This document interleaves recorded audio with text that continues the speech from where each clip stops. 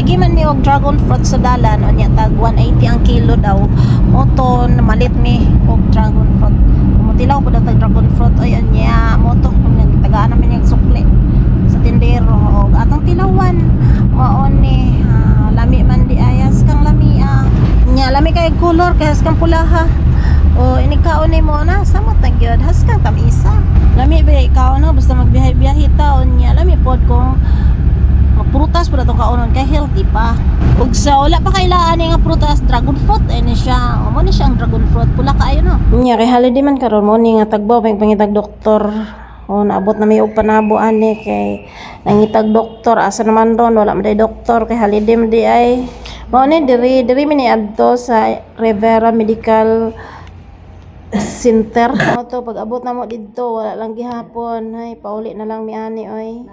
Inya naabot mi di ay diri sa Panabo Coastal Road Dapita kay dinhi man ni adto og kato lang. Daghang kay salamat. Bye-bye.